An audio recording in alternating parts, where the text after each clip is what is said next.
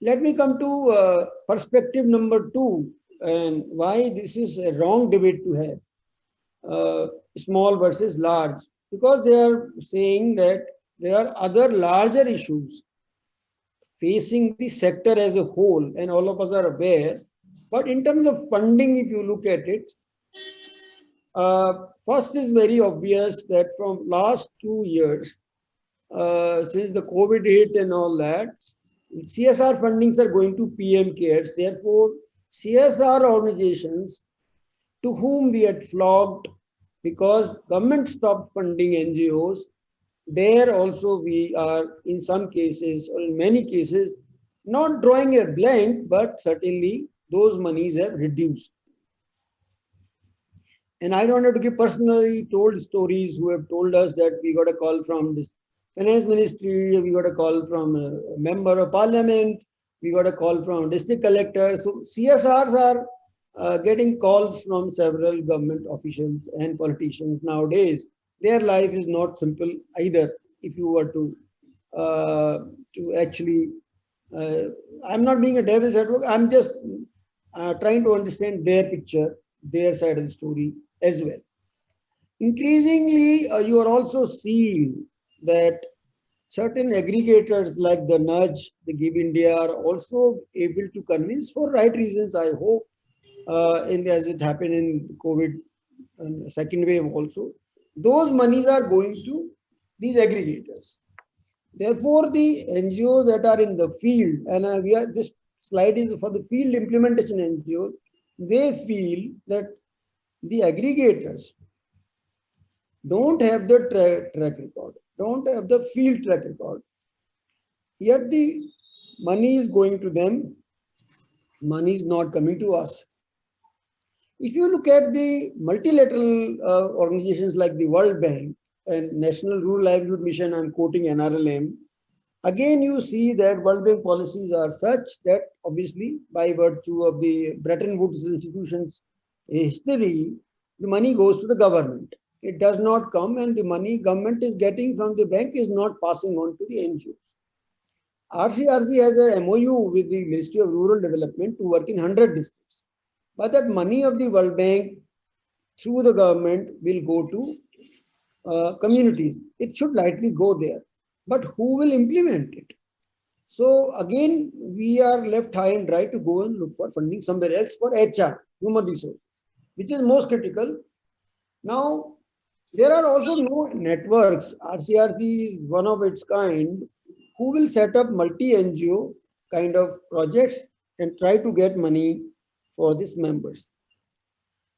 Lastly, which is most inimical, is that human resources costs are coming down, budgets are coming down, and forget about organizational development, forget about corpus. And so data from Bridgespan is saying that almost 45% of the organizations did not have money for 3 months or 6 months also. Operating expenses money are also not available. Human resources costs are not available. And there is one more data which I will talk separately also, but which I referred to, is this that is there any discrimination vis-a-vis organizations that are headed by Dalits, Bahujans, and Adivasis, and I will add women. There is a differential they have drawn in terms of DBA run organizations, that means Dalit, Bahujan, and Adivasi organizations, running out of operating expenses versus non DBA organizations, and the difference is pretty large. So, again, sector as a whole does not pay attention to it, sector's leadership doesn't pay attention to it. Then who will pay attention to such issues which Indian society displays in terms of fault lines of gender, caste, and religion? How will we put this out in the discussion? How will we put it out in discourse? That is not the topic of the day, but I think this is very, very important issue. We have refused to look at these dimensions of leadership. We had one discussion with Bridgespan, but I think we I would request you, Amir and Lalita, to put this also out as one of the webinars you organize. I think it should come out rather than be in the closet. Yeah. Now, I want to bring to the discussion some of our practices in RCRC. RCRC was born last year in March out of crisis. We are 80 organizations today. 15 were admitted a couple of weeks ago. Most of us are in livelihoods. Our reach before the entry of these 15 organizations was 1.6 crore people in 15 states in more than 110 districts. And if you were to count the totals of all the behemoths and the not so behemoths and whatever the little midgets, our turnover total is 1,300 crores, which is not small in terms of RCRC's potential to do. This is annual turnover of, I think, 1920. So given that, I think we can do something more than I think what is happening in the sector. So in some ways, the burden will be on us to also make some new things or do some new things in the sector, including the topic of the day: can we do better by small organizations?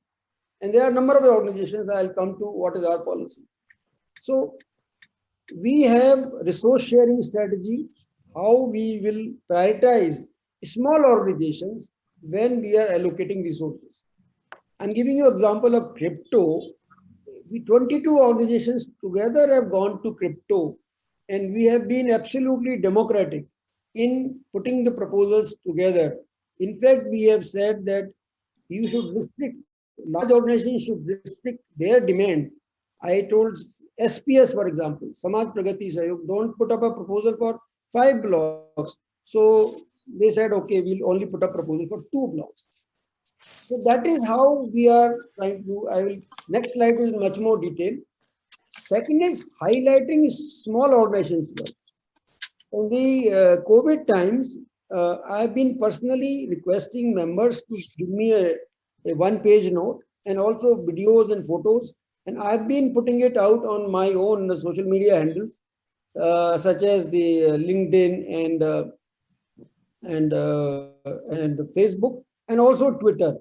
And I'm deliberately making use of Twitter because our politicians are on Twitter also. One example I will give is not a small organization, but example of highlighting NGOs work is Gram Vikas Libby Johnson sent me a note and sent me a picture of mobile van raising awareness. I asked him, can you give me the handle of Mr. Naveen Patnaik, which he duly gave. And, lo and behold, I put, as soon as I put this Twitter message, it reached to chief ministers, this thing. And Samik Das, who works in the World Bank, told me, yeah, now I know the work that is going on. So I think these are powerful. Social media is very powerful. That is the reason I'm mentioning. And we should use social media to highlight small organizations' work as well. So I've done similar thing for Uthan and also tweeted Mr. Vijay Rupani there. Likewise, Mr. Ashok Gehlot in case of Manjari Foundation and so on. So idea should be to highlight the work. I hope this will interest you also, Lalita, that how to highlight the organization's work. What is the modern means can be used? We are doing that here. Building capacity in terms of research. We have a research program in RCRC, and 40 organizations participated in research last year, and we had a large sample size. As a researcher, you would know, both of you, we had a sample size of 15,600 households in the second round. We did 3 rounds, and given that now we have a grant from Umidyar. The reason I'm mentioning a grant because now this year we will be deliberately doing an MOU with small organizations to do research. Small organizations may not have the capacity to do research, so therefore we will be training their staff and their frontline staff who will actually collect data and do either phone interviews or, if possible now, face-to-face interviews with the household. That is a capacity building effort we are doing, keeping small organizations in mind in particular. Programmatic capacity building also we are undertaking. Fortunately, Gates Foundation has agreed to give part of the grant towards uh, building capacity in terms of programs, like the livelihood cluster program we are doing with the Ministry of Rural Development. So how to take the organizations from point A to point B so they can perform better, the livelihood outcomes of the programs are better, and therefore they can also say to the government that, we are doing a good job of livelihoods. That is why I am mentioning building capacity, particularly taking the small organizations from A to B.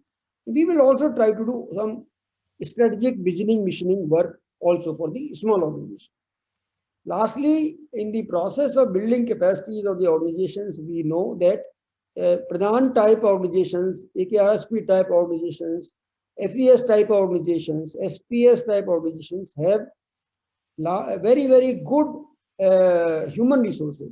They are experts in livelihoods, experts in watershed, and so on. So we are pooling that resources and making them available to small organizations. So there is internal resource transfer we are going to do. Although we want to take help of, we are hoping to take help from Azim Premji University to put whole this capacity building program in some framework. And I will request Amir, you also to help us in as we put together this plan of building capacity in RCRC organizations. Most certainly, yeah. Thank you. Uh, Now, this is one of the last two slides. This is much more detail. If you are interested, I'll be sending you the PPT also in much more detail. But what is most important in resource sharing strategy is this: how to keep an equilibrium and least amount of grievance, especially when you're dealing with money. So what we did last year was that we gave 2.5 lakh rupees out of the grant for everyone in the first tranche. So everybody gets something rather than some criteria for somebody to get more. And so that would have been difficult. Then after that, next 2 or 3 tranches were built on what would be the need per person and the per organization capacity to handle. This is what we did. Then there were project specific grants. So BMGF gave money to 11 organizations, for 11 organizations in UP, and Argham also gave for a specific project. Then we use certain criteria, and you won't believe that it has been very helpful. People can pick up, people can say this is my proposal based on certain criteria and numerical score. People put it up, and whatever was actually put up there, and the scores were compared, then interviews were done, people accepted in such situations. I think I find that organizations are very, very mature in RCRC and also generally in the sector. And so we repeated this experience this year also. We said the needy organization should get first 5 lakh rupees, and this is large organizations saying that. There is a generosity of the large organizations to say that, okay, we can get money from somewhere, but this time small organizations should get money. And I will also give credit to crypto and now Dasra that they have been very, very pro and non-discriminatory towards small organizations. So therefore, the last point is maintaining equilibrium in fairness in the network, and those who have run networks, they will realize that how hard it is to keep the interest of the members going, and only if there is unfair treatment, people can leave as well. So I think this is where I will, what is the way forward? Way forward, we are saying that probably there's a need for networks. These networks will build capacities of the small organizations. Second, I think we need to highlight the issues of the small organizations in the government forums. In a social stock exchange, we made sure that the floor of admitting the NGOs on the social stock exchange was lowered to 50 lakh rupees. Initial proposal was 1 crore, but we were able to, Pushpa and I and several other members from civil society were able to impress upon the members of the technical group and with the leadership of SEBI to bring it down to 50 lakh rupees as the eligible this thing. So I would say that I claim some credit or victory in that, but it point I'm making is the cause of the small organization should be highlighted in government forums. Third is I'm saying that you need to bunch up organizations and present them to funders like we are doing in crypto.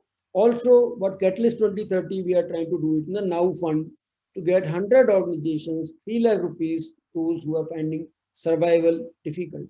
The other three things I thought, and other things I have said, pooling human resources, and several other things I have said. And thank you very much, Amir and Lalita, for giving me this opportunity to speak my mind. I hope this made sense. Thank you very much. Wonderful,